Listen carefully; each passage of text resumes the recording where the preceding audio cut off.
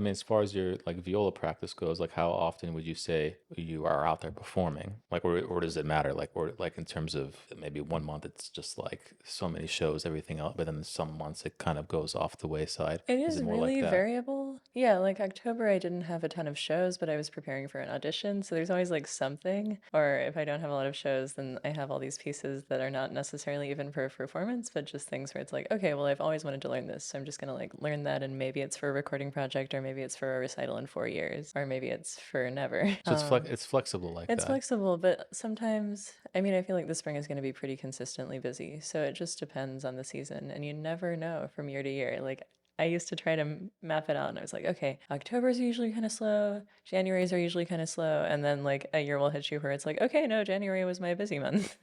Yeah, it's just really variable. Yeah, I just Yeah. have to train my brain to be like, I'm a seasonal worker and it's okay if I don't have a gig for a week and I'm not gonna like never perform That's the again. first time I've ever heard anyone say the word seasonal worker alongside a musician, professional musician. I've never heard that, but But we totally it are. actually makes sense. But because it's so variable, you can't like depend on it. Like I remember reading an article about the guys who like work the snow plows in New York. So it's like you just have a crazy amount of work for a certain season and then you like take off to an island for the rest of the year because you're like, cool, I made my money. But we never have that sensation of like, cool, I made my money, I can relax. It's like I want to be playing. Yeah, because you that's we don't do this for the money. We do it because we Right. And love it's to. I mean, also that's kind of a sport. It's like yeah. to stay in shape, you have to constantly be performing. If you can't take a break for a year or two just because Yeah. you feel burnt out Well, you or maybe can. or that I had a really good year or 2 years or three. I Yeah. can save and just kind of chill. I don't know anyone Yeah. that really does that. I know. Yeah, I don't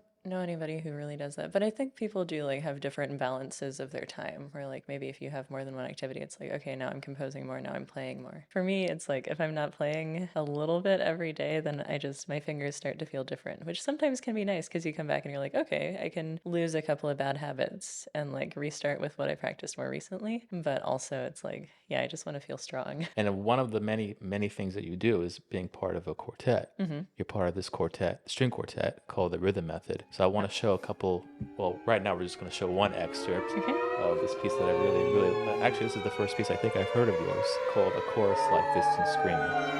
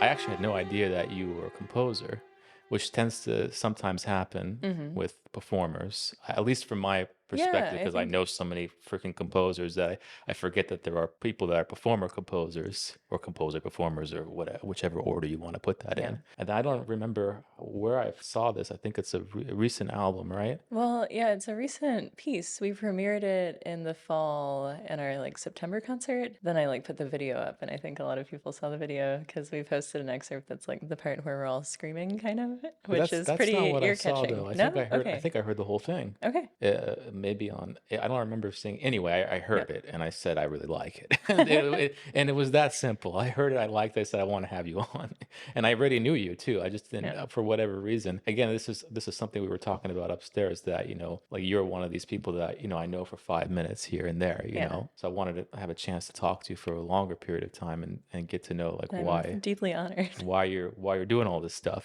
Yeah. I remember like listening to this and thinking, well, first of all, when I played the excerpt, I showed the notation that you used Okay. too. So that's one big Scary. element, the notation. But before we talk about that, I want to just dive straight into the what this turtle rhythm thing means, because you have it all, not just this score, you have it on one of the other pieces too. Right. What is what is It's that? like almost a joke. I was trying to think of a rhythm system where it's like I want it to be active and purposeful, but not groovy. So I came up with these different little cells that don't stack. Like they're all different kinds of groups of 16th notes and triplets that are tied over. So you're like thinking about a really specific thing, but it's not going to line up with anybody else. So then you get this kind of like densely layered rhythmic texture. And the reason they're called turtle rhythms is because if you've ever seen a photo of a bunch of turtles, they like to like sit on top of each other, and it looks like this kind of mosaic, but they're not they're not Legos. They don't just fit.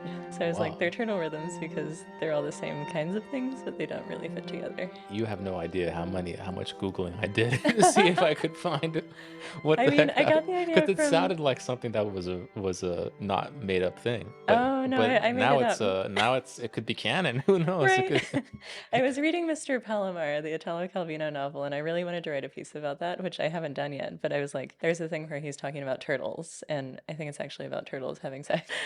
And he's talking about the sound that they make. So I was like, okay, I'm going to write a piece that has the turtles. So I was like imagining the turtle rhythms. So this is like the vestige of that piece that doesn't exist. and you notate exactly what like ideas of what the turtle rhythms can be, but those are Hmm. not the only turtle rhythms. I'm assuming those are Right. just It's like like examples variations on of that. what they do. Has any other, not maybe quartet, but just any player have played these turtle rhythm things? And like, could it be done without you there? I mean, I or mean, do you have to explain probably. it? To my knowledge, I Yeah. don't think they've done it. Like, I mean, the idea The of idea. individually it makes sense, but this idea of stacking, making sure that they're not exactly on top of each other, but at the same time you want to hear, like it shouldn't sound like a bunch of like a tremolo, Right, like or exactly. whole note or something. It Yeah, and should it's sound not like just an some kind irregular of grid tremolo. is going on. Yes. I don't know. See, I'm See, I'm lucky to have overthinking the it. rhythm I'm method overthinking it. I'm looking because at it. I'm I'm like, like, well, that's part of why I used it again, is like, because I'd already worked with them on the first Mhm. piece, Gone Back. So then I was like, okay, if I want this kind of texture, I don't have to make up a new thing. I can just tell them turtle rhythms and I'm going to get what I want. And the other part of this, the beginning of the excerpt that we heard, has these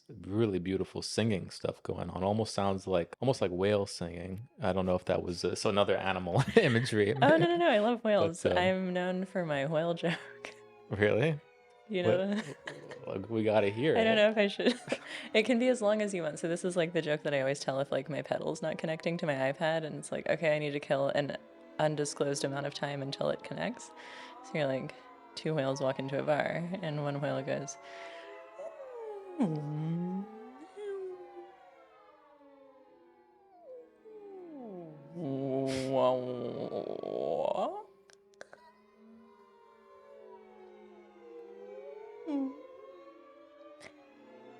For as long as you want.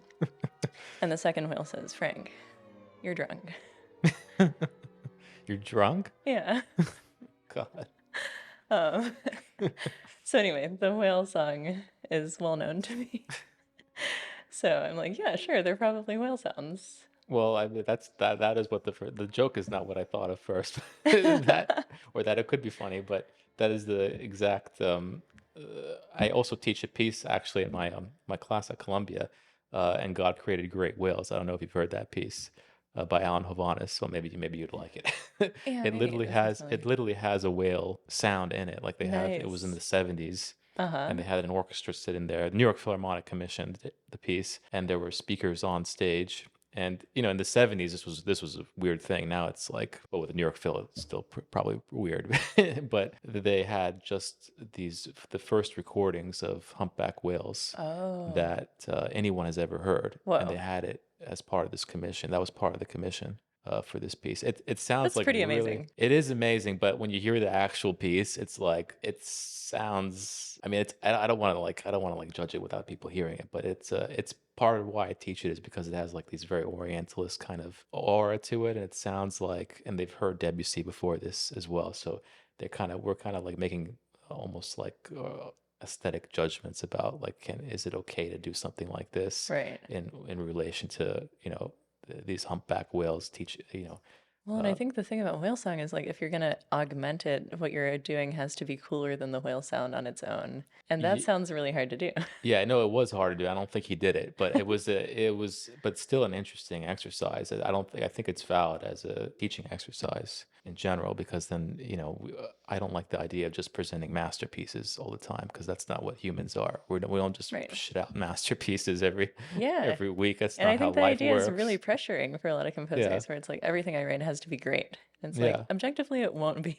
No, and a lot of it is, the other thing I feel from your music too, especially with using the voices and using this kind of more open notation, is that there are humans, literal humans, making this music. We just happen to be the people that are the ones capable of playing whatever's on the page, like almost like robots or something playing. It's like, no, the performer had to be there to make that music happen. Yeah. I don't know if that makes sense. Yeah, no, I think that's true. And I also think it's like really important to be in a room together making that music. Like a lot of the cool effects in my pieces, I feel like, especially when you're singing and you're playing, you're like feeling the way your voice is interacting with the instrument, and you're feeling the way that your sound waves are interacting with the other voices in the air. Like it comes back to you and you like feel the vibrations. Do you hear like some of like the difference tones and things like that happening like in real Yeah. time, or Yeah, yeah. I mean, especially with like the high notes where we're just like screaming any overtones we can get in the big D flat chord. I feel like those you can really like feel the interaction. how does it see like this is why I wanted to I don't know how that feels. Well, I'm like, now You know I what I want mean? to How just does it make you feel? scream. Yeah. No, it's like, have you ever been clapping in an audience and you like, like you yell and you can, the person next to you is also yelling and there's like a vibration between. Like if I'm If you're a like cheering sports at a show or concert or a something, sports show. I or don't go to sports. yeah. I go to concerts. But I feel like it's the same feeling. It's Yeah. like there's this like really high buzzy vibration that you can get from Yeah. like shouting next to someone that you No, I've can't get definitely when you're felt shouting that before, alone. but it's a rare occurrence. Yeah. And I'm not like thinking about it actively either, whereas I think you have to think about it actively because you're playing on stage, right? Yeah. I mean, what made me write that section with like the whale noises and then the screaming is like it's all based on this book by Arcady Martin that I'm constantly recommending to people. And this is the second one in a series called A Desolation Called Peace. But there's a place where it's two people and they're delegates and they're trying to speak to these aliens. And the aliens have formation in their throat that's like how birds sing.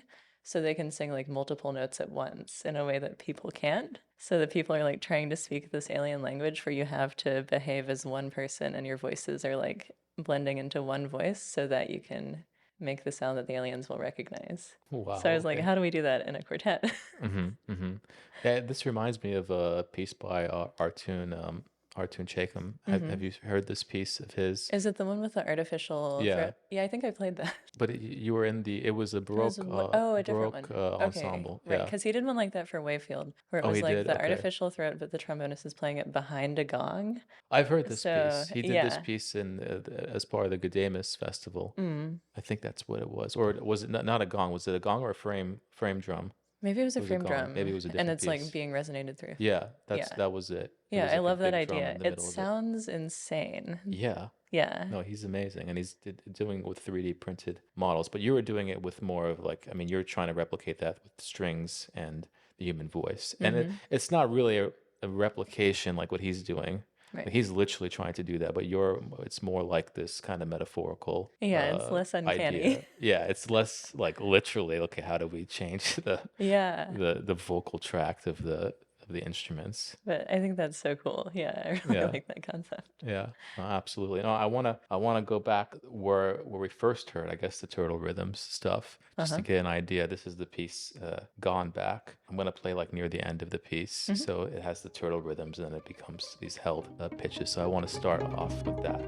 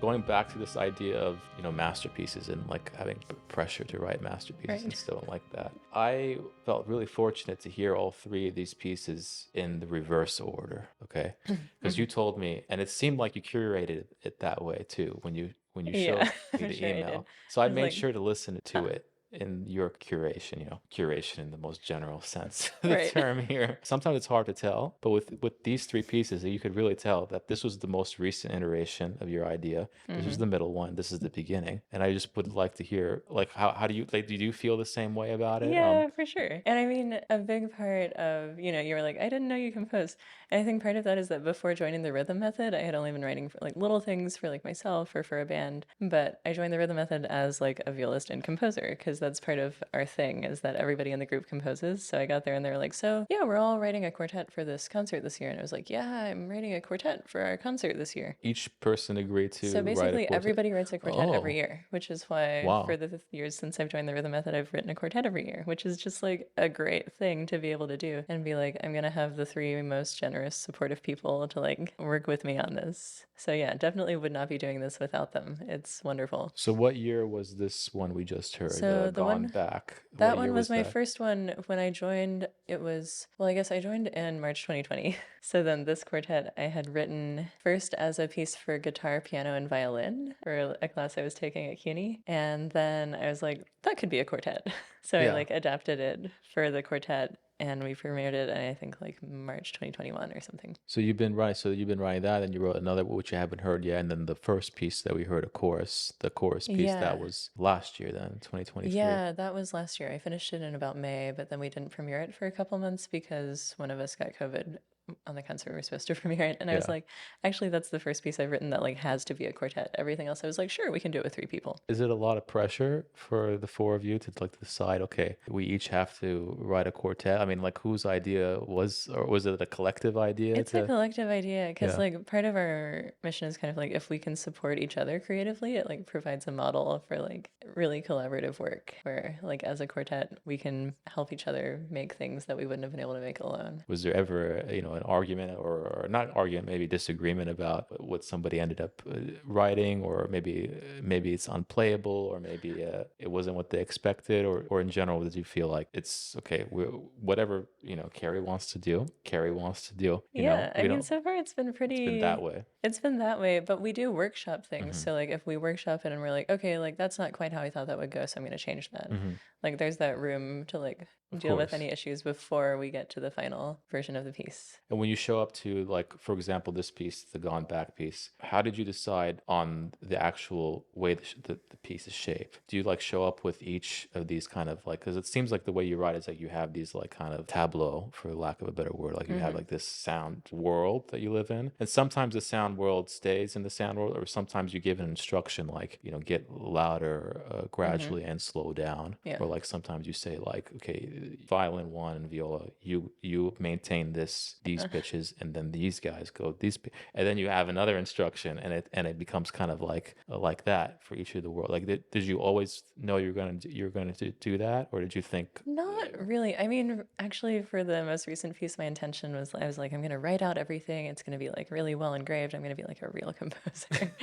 And then I like brought in something I had workshopped where I was like, okay, this is what I think it should look like. And they were like, why are you making it so complicated? So then I was like, okay, I'm going to So the do my more thing. engraved version looked more complicated. Yeah, and it looked less like the sound that I wanted. So I guess a lot of my notation is working towards like having the most simple visual for the most complex sound that I can get. And I remember when I heard the first excerpt, a chorus like distant screaming. I couldn't guess whether it was notated or not notated. Yeah. It didn't matter. But I heard the shape. So I tried out a couple of things with that one because it's just a finger replacement slide, which is the thing that we've all like practiced a bunch, but I'd never seen it used in a piece before. And I was like messing around with it and I was like, this sounds like a swarm of some sort, which is what I wanted from the novel. Can you explain real quick So again you're playing the same note, but you're using all of your different fingers and moving them as quickly as possible to replace the same note. So there's a little bit of variation.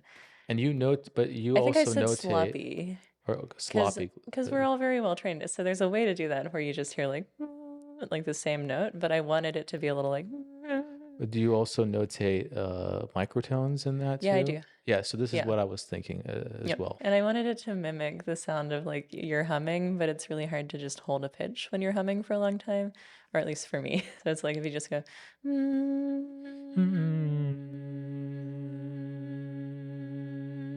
There's like a little there is a wiggle little to bit it. of that going on. Yeah. Wow. And I'm assuming also with two non-musicians, it would even be more of a very, and you are literally, that seems like to be more what you're trying to recreate as well. So just this kind of like indeterminate unison. That would have been hard to notate by like every single 16th note kind of thing. Yeah, and I think even if I had written it out as like 6 tuplets over like 5 bars and we were doing it, I would want it to be rubato. Like I would have to write something to be like, don't play it straight.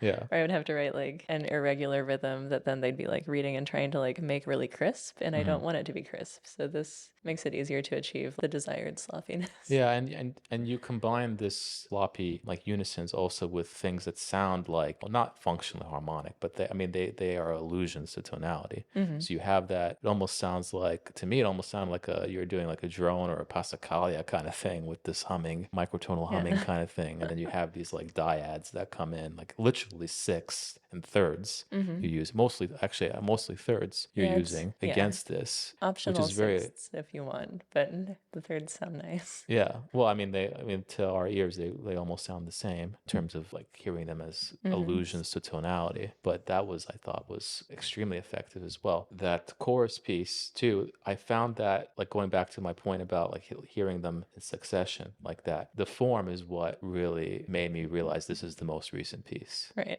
It was more about that than the actual techniques. I was like, I'm going to write a rondo. Yeah. I was like, oh, it doesn't feel like several experiments in a row. It feels like a complete thing with beginning, middle, and end. My memory is recalling back certain things that happened. I wonder if that was intentional. It sounded intentional. Yeah, for sure. I was like, it's going to be a rondo. It's going to have a really clear form. I mean, a lot of it was like the inspiration came from the book, but also from like my teaching. I teach a lot of Suzuki students. So I was like, wow, everything is a rondo. For like an entire book, it's like just a million rondos. And the kids are like, why are there so many rondos? I'm like, well, because it's cool. And I was like, it is cool. But this is the other thing, though. It also alleviates the pressure from coming up with your own form from scratch. Right. There's no reason to throw away everything from the past. And I think a lot of what I'm interested in is like how we remember things differently when they come back, or like how it's recontextualized, and like all these forms just make that really easy. You don't have to think too hard about it. It's like, okay, yeah, you bring back the A again, and maybe it's a little different because you've done something else or you've gone somewhere else. Especially with the rondo form, you don't really realize you're in that form until something comes back, and then the next thing comes back, if that Yeah. makes sense. No, that's true. You don't really know what form you're in until those things come back. Yeah, so it's like a retrospective hearing. Yeah, which Yeah. I like about rondo form in particular. And me as well, I use pretty traditional forms when I'm writing too for this reason, because it feels like I can do whatever, I can throw whatever paint I want on the wall, as long as the wall is like, it's stable. Right. It's not like meandering around. And I think I was kind of trying to do that in Gone Back. Like a lot of it was just like the first thing is like its own piece, and I was like, maybe it's also part of this piece.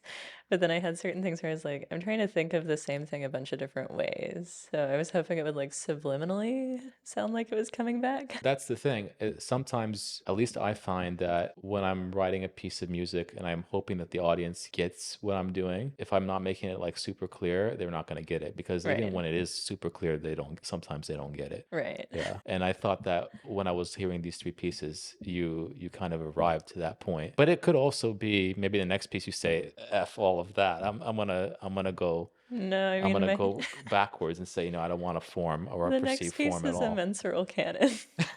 Really? Yes. So you're going that way. Yeah, I'm going full medieval. You're going that way. Because sometimes I have those thoughts in my head. I'm like, okay, I'm being too clear. And now I wanna like do a blank slate thing just to do it.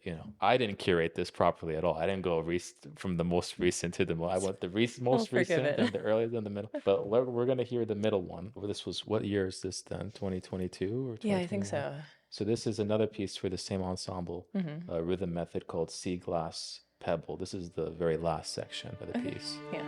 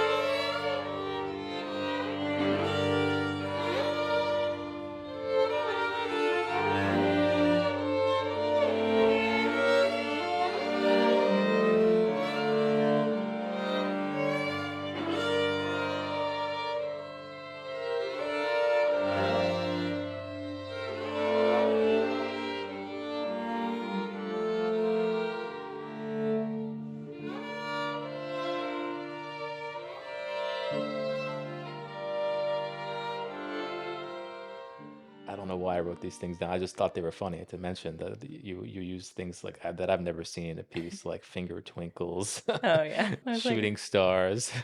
yeah, I feel like string players love descriptive words. We're like, but how am I supposed to feel about it? So, like, when you're like, I'm doing finger twinkles, and I have like little hearts and stars in the music, because it's like, woo. I think that section had a lot of harmonics. It's a lot of which harmonic trills. makes sense. But it's like, you don't want all your harmonic trills to have the same flavor. Like, some of them are finger twinkles, some of them are shooting stars, some of them are like a little assertive. Just watching your left hand doing that, I instantly got Yeah. now what you mean. Because finger twinkles, I kind of get. Maybe it's like aleatoric. Yeah, But the it's just shooting like brighter, stars, I and then couldn't the shooting understand. stars are like the whoa, whoa, whoa. Like you're just like sending each one. These things that you're mentioning between the dirty unisons, the sloppy unison. See, these are things like as composers we wouldn't know to say, and we wouldn't have the gall to say, because they'd be like, what do you mean by that? Like, I actually don't really know what I mean by that. No, I think it's good to be really specific, and sometimes like silly words can be very specific. And the end of this, you mentioned you're interested in like medieval music. Is that where this last part comes from? Yeah, I mean, the last part, the way I did the score is like, I love this idea that for a lot of medieval songs, there's no score. Everybody's reading off a part, but the parts are like not super easy to put together necessarily. So there's like an element of trust where you're like, we're all just playing off our part, but it's going to be okay. So yeah, it's like 4 different parts that just like align into this thing. I didn't know that. So when medieval music, everybody has their own like individual part that's supposed to go Yeah, together so in you'll the see end. like the tenor part and each voice part will just be like in the same book, but they don't have like a grand staff because that's a later invention. There's no like score There's per no se, no full score, so score. you don't know how it lines up. You just have to count your part. But it sounds like everything belongs together, you Because it know, does. because it does, So yeah. you're like, that's just the amount of math they were doing in their heads because they had time. So when you did that translation from that kind of music to what you did, was it basically what was your model? Were you like looking at that music and seeing how they did it, or did you just say, okay, I know Yeah. what it sounds like, I'm just gonna do it my No, way? I mean, I've looked at medieval Yeah, scores partly for this course I took at CUNY with yeah. Anne Stone, who's wonderful. And yeah, it was just really fun to like interact with like actual manuscripts and be like, okay, like there would have been a bunch of people standing around this, and now we're going to try to sing it the way they would have sung it, but we don't really know how they kept time, like how they were feeling the beat together, what beat they were feeling, or any of that. There's a lot of mystery around it. So I was kind of like picturing one of those scores when I was writing, but mine is much less mathy and thoroughly aligned. It's just like, okay, come in this order, and you're going to play similar things and then like interact. And when you guys are rehearsing this part of the piece, do the other members ever see the other parts? Like at any moment, do they ever say, "Hey, I'm gonna peek over there Oh and yeah, I look mean at it's all on the you same guys"? page.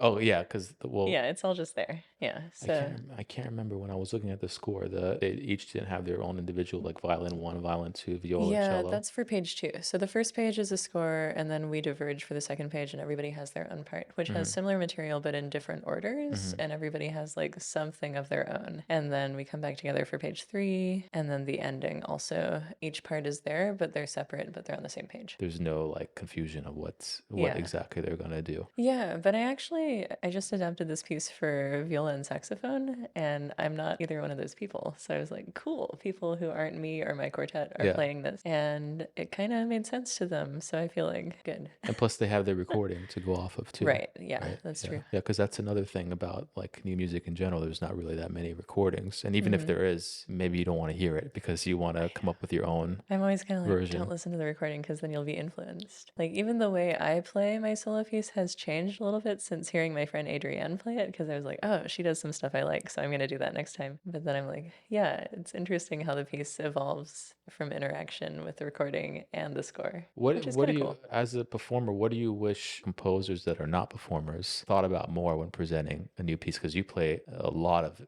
not just your music, of course, and a lot of other composers' music. In my eyes, at least one of the big viola players in the city playing our music. So, like, what are some of the things I wonder? Let's do good and bad things. Let's not just do the bad things. What are some of the good things first you notice, and then what are some of the things you wish that composers took more, like in general, Hmm. not specific instances, took into consideration? I mean, it's hard to say anything in general, really, because Hmm. it's also like piece specific. Because I would say, like, for the bad thing, sometimes people don't like consider like the physical body of the person performing. So it's like, how taxing is this thing to do? Like, sometimes it's like you can do it in the performance, but there are only a certain number of times that you can rehearse it. Or like people write things for us where we're singing and they don't really think about how often we might want to breathe.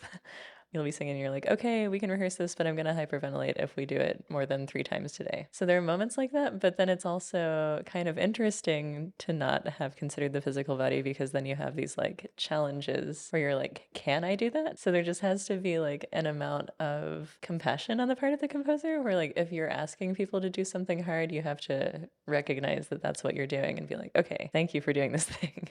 Or like, thank you for trying, instead of like, why aren't you doing it 5 times today? Like, how dare you not play this high note again? So it's just acknowledgement is part of the equation from the Yeah, or composer like, as well. if you're gonna ask for something really hard, it has to be worth it and be like fun for us in a way that's like worth putting all of that energy and effort into. It also seems like you would expect a composer to know that it is a difficult part as well. Yeah. Like if they know that, then when they're writing the piece, they're cognizant of that fact instead of just, okay, this is just a note Yeah, on because the it also page. can affect like the pacing of the piece. If you're Mm. like, okay, there's going to be this like really physically taxing thing, and then after that, maybe it levels off, or maybe there's like a part that's like a little more relaxing, and then you can do it again. Yeah, because there are like really hard pieces that are fun to play and kind of like play around with that. Like if when I play the Vario Sequenza, it's like a workout video. You're just like going, and then you get to the end, and he's like, how about some long notes? Which you're like, either he thought that would be a chill thing to do after 7 minutes of tremolo, or he's like trolling. And he's like, let's see if you can do these whole notes without your bow shaking, huh? It's probably trolling. Right.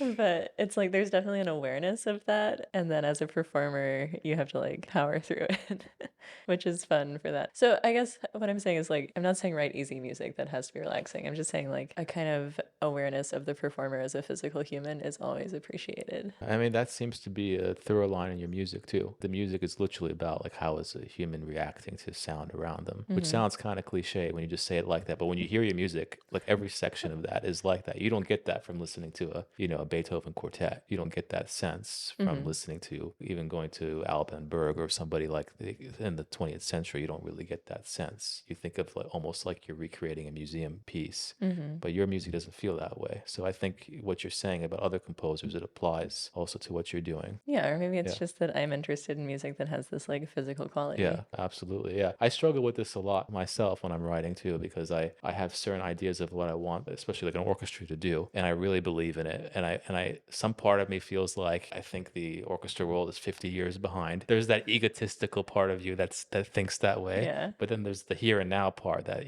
this is the opportunity I have now. What can they actually do now? And that for me is my biggest struggle, especially when I'm writing orchestra music, that kind of thing. Yeah, I feel like I've never written for orchestra, but I've played in orchestra. And I think a lot of like the coolest stuff that you can do with contemporary music and orchestra is like when you're tricking them into doing something cool that they don't want to do.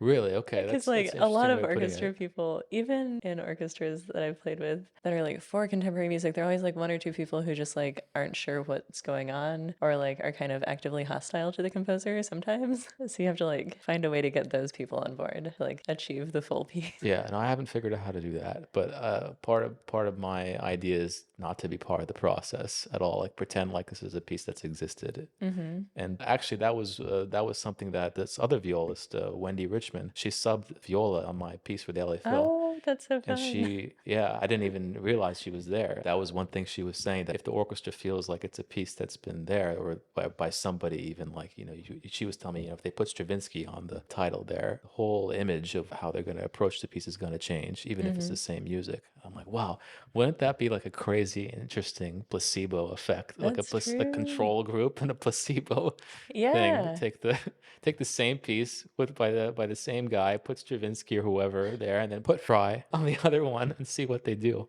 Yeah, that would be really interesting. Because, yeah, it's like people know how to play Stravinsky. Yeah. It's like a box where you're like, okay, like this is how I approach it. This is the kind of attack that I can expect. Or like these are the kind of sounds that I can expect. So then I wonder if it like said Stravinsky, but those things weren't there, would they eventually be like, Yeah. what is this?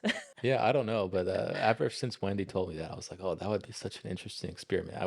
I feel like you could do it with conservatory, like a Yeah. conservatory or like the Rice Orchestra. Like, why not? Or the Juilliard Orchestra or whatever. Why Yeah. don't they try that? That would be really fun Yeah, to it'd be see. funny. Do you have any aspiration to write for orchestra or string orchestra? Or I mean, I would Not love to hear something that you do with these techniques because you're building like a book basically of Yeah. techniques. I mean, I could see that happening at some point in the future. I'm not feeling terribly ambitious immediately. Like, I'm very happy Yeah. writing for my quartet and for whatever friends are like, hey, write a thing. So I'm not like really putting it out there for that. But I think it would be fun to write like No, I a think it big would string be. piece. Yeah. I think it's needed, especially getting people out of their shell. Because, and I'm not just saying that to say that you are a professional viola player. So whatever you do, it's like, well, I could do it. Right. Watching like someone like Andrew Norman demonstrate stuff on his viola in front of an orchestra. Yeah. Or like There's the Lachenmann guy. does that too. I love that. Where, yeah, he's not like a violinist, but he'll come up and like take someone's violin and be like, okay, so here are the 3 flavors of noise that I want. Yeah. And he's very specific about it. So then you're like, okay, well, if he can do that, then I can do that. I don't know how many people would let. I've seen some composers go up to Oh, yeah, a no, people violin hate player, that. and I saw it happen in front of my eyes, and the vitriol from Oh the my God. person's face. I'm like, again, if that person was Lachenmann, maybe the person would let. That's the thing. You have to really know what you're doing if you're going to do that. Yeah. Sometimes composers will do that and you're like, oh, so you want me to play it badly? They'll be like, well, I just thought that the sustained note would have more holes in it. And you're like, yes, I can do that. Like I said, I try to get away from the process as it's Yeah. like literally the opposite from what you do. You are in the you Yeah, not only are you totally. in the you are the process, and I'm like, no, I want to be away from it and see if it can happen even the first time without me. So it's just amazing that all these kind of viewpoints could happen in the same like little whatever we call this new music ecosphere Yeah, that we're it all is a really part funny of. thing. Yeah, there's like an ongoing conversation with my boyfriend where we talk about like dogs and how like there are so many different kinds of dog that are all like, we call these all a dog, but they're obviously like very different creatures. We're like, how do the dogs know that they're all dogs? Or like beer. There are so many different things that we call beer. It's like you can have a sour ale that tastes really fruity, or like an IPA, and they're all beer, But they're all, but yeah, they're all like extremely different things. So that's yeah. how new music is. It's like all of these wildly different situations under the same roof. And one person might hate IPAs completely, but they love beer. That's me. Yeah. Yeah, yeah. I don't like IPAs I hate either. it. We can't talk about anything better than that. So thanks for coming on, Carrie. I really appreciate it. Thanks for having me.